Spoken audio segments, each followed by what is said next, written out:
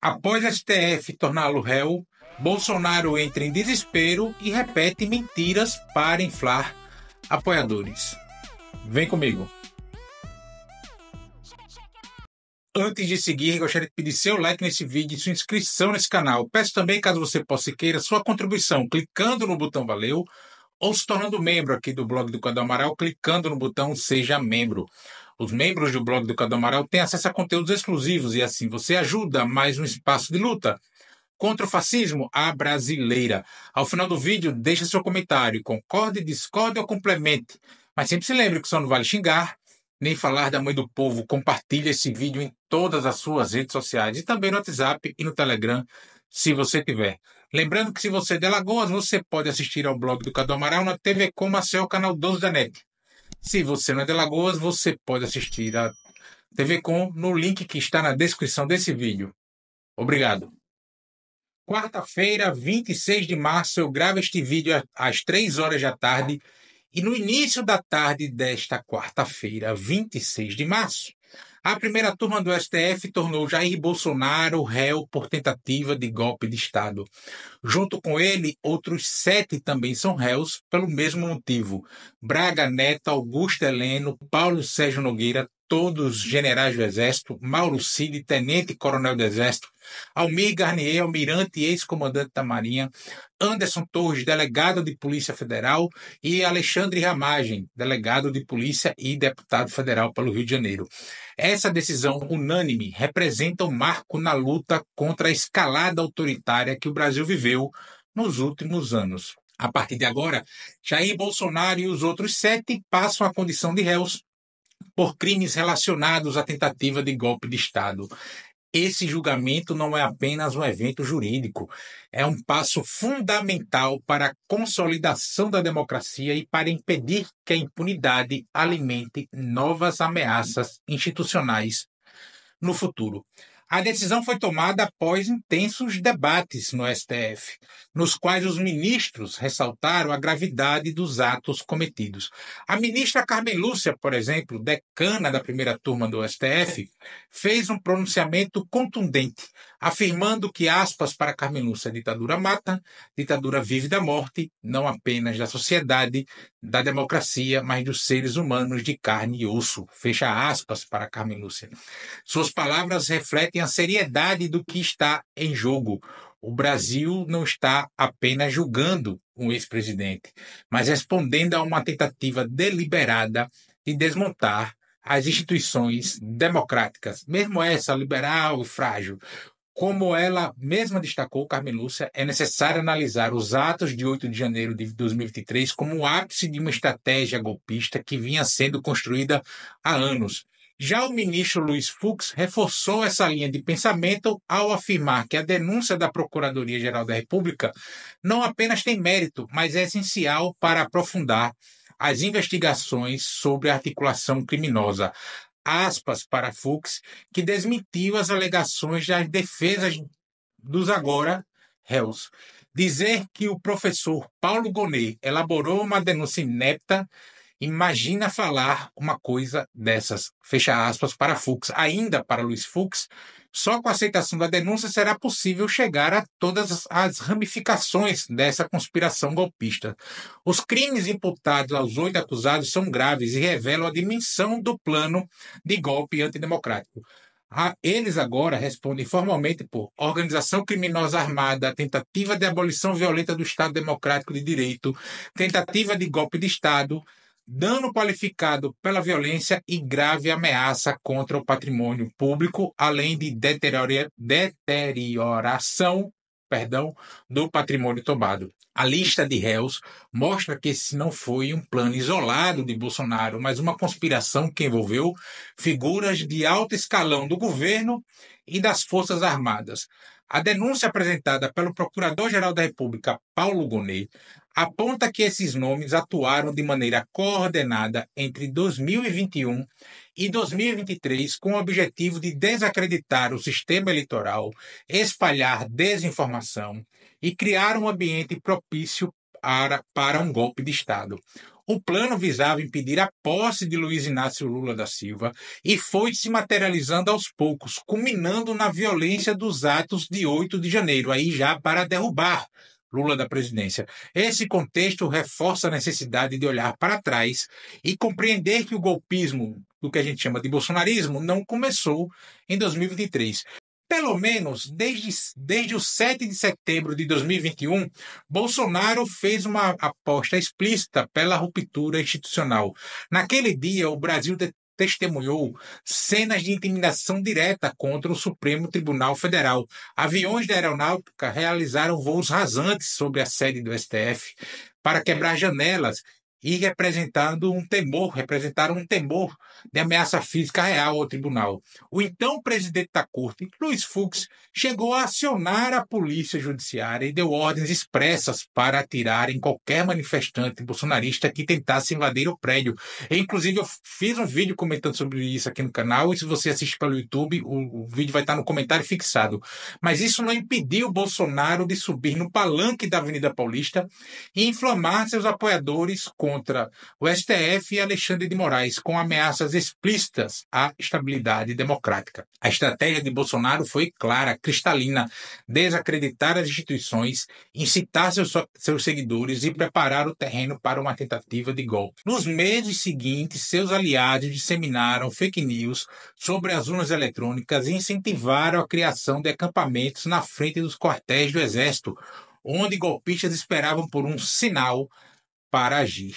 Essa máquina de desinformação manteve a base mobilizada até o momento em que a tentativa de golpe de 8 de janeiro foi colocada em prática. A decisão do STF de tornar Bolsonaro e seus aliados réus desta quarta-feira, 26 de março, é uma resposta direta a essa longa trajetória de ataques à democracia. Durante a sessão desse julgamento, o ministro Alexandre de Moraes destacou que os crimes cometidos no 8 de janeiro não podem ser minimizados.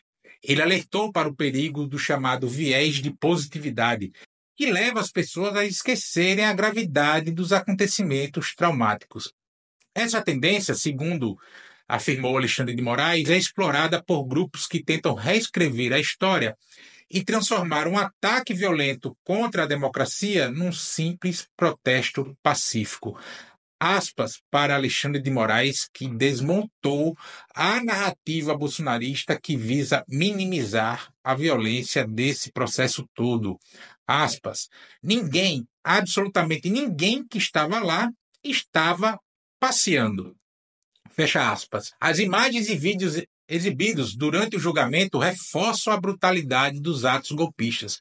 Foram policiais agredidos, patrimônio público destruído, prédios históricos depredados. Houve invasão, saques, tentativas explícitas de forçar uma intervenção militar. Tivemos bomba no aeroporto de Brasília na véspera de Natal, ônibus incendiados na noite da diplomação de Lula no TSE. Como afirmou Alexandre de Moraes, houve uma violência selvagem, incivilidade total, com um pedido de intervenção militar e golpe de Estado. A aceitação da denúncia pela primeira turma do STF é um passo fundamental para garantir que os responsáveis sejam punidos. O dia 26 de março de 2025 já entrou para a história. Pela primeira vez, um ex-presidente do Brasil será julgado por tentativa de golpe de Estado. Pela primeira vez, generais e um almirante enfrentarão a justiça por conspirar contra a democracia. Esse processo é um acerto de contas com o passado, uma resposta ao erro histórico da anistia de 1979, que permitiu que militares golpistas escapassem impunes. Agora, Bolsonaro e sua cúpula enfrentam a justiça e o país tem chance de mostrar que a democracia não pode ser atacada sem consequências. Mas Jair Bolsonaro não aceitou muito bem o resultado mais esperado, né? Sem surpresa. Por volta das 2h30 da tarde desta quarta-feira, Jair Bolsonaro fez um pronunciamento na entrada do Senado Federal. Aos gritos e sem concatenar as ideias, ele repetiu toda a narrativa que alimenta a base, a horda da extrema-direita. Ele atacou as urnas eleitorais, atacou o STF, atacou o TSE, atacou Alexandre de Moraes, atacou Lula, ficou falando de seu governo e falou até da Venezuela. Mas Bolsonaro, por exemplo, não negou a reunião com os comandantes das 3 forças militares. Tampouco qual foi o assunto, uma vez que, segundo ele, jamais tratou com ninguém dar golpes de Estado. Bolsonaro também não falou da minuta golpista ou do plano Punhal Verde e Amarelo, cujo planejamento foi impresso no Palácio do Planalto enquanto ele estava no local e, segundo as gravações das investigações, ele sabia desse plano. Bolsonaro não falou que jamais reconheceu a vitória de Lula em 2022, e isso sempre foi mote que manteve os acampamentos em frente aos quartéis do Exército mobilizados. Nos grupos de mensagens da extrema-direita, sempre que via alguma fala mais dúbia, porque os caras são mestres em fazer isso, dezenas, centenas de perfis reafirmavam que todos deveriam permanecer fazendo o que faziam e que o grande dia, no caso do golpe, iria chegar. Lembram das mais 72 horas? Pois é, Bolsonaro estava claramente nervoso e irritado em sua fala em frente ao Senado. Fez seu pronunciamento aos berros e em momento algum se defendeu juridicamente das acusações, se atendo somente a fazer discurso político. Tanto que seu advogado, Celso Vilardi, enfim, não estava com ele nesse momento. Bolsonaro chamou um ato para 16 de março em Copacabana, no Rio de Janeiro, e esse ato foi um fracasso de mobilização. Outros atos em outros locais também foram realizados, inclusive aqui em Maceió, e também foram um fiasco. Mas tem um ato convocado para São Paulo para o mês de abril, e que se esse ato também for outro fiasco, Bolsonaro entra em parafuso. Tenho para mim que a fala após a decisão do STF no Senado tem muito a ver com esse ato aí. E sim, eu acho que o ato em São Paulo vai ser maior que o do Rio de Janeiro, seja pela proximidade da prisão de Bolsonaro, seja pelo fato de as máquinas da prefeitura da capital e do governo de São Paulo jogarem algum peso para garantir presença nesse ato e para que Tarcísio e Nunes façam cena junto ao eleitorado bolsonarista. Mas mesmo que tenha 1 milhão de pessoas nesse ato de São Paulo, não muda nada no STF, assim como o fato de no Rio de Janeiro ter tido pouca gente também não teve influência alguma na Suprema Corte em sua decisão desta quarta-feira, 26 de março. Bolsonaro está desesperado porque terá que escolher entre a prisão ou fugir para, talvez, nunca mais voltar ao Brasil. No fundo, ele até torce para que as cenas de 8 de janeiro de 2023 se repitam, mas com desfecho diferente. Mas elas não vão se repetir e nem sua prisão levará milhões para as ruas em protesto incendiando o país, como apregou os bolsonaristas. Isso é besteira. Pode haver atos aqui e acolá e tal, mas nada de excepcional. Isso porque, salvo parcela muito pequena da população, apesar da grita, ainda dar algum valor a Jair Bolsonaro, ninguém da política propriamente dita dá a mínima para Jair Bolsonaro mais. Da política, pelo menos esses com mais nome aí, todos estão se lixando para Jair Bolsonaro. Acho até que nem a Michele dá a mínima para Bolsonaro mais.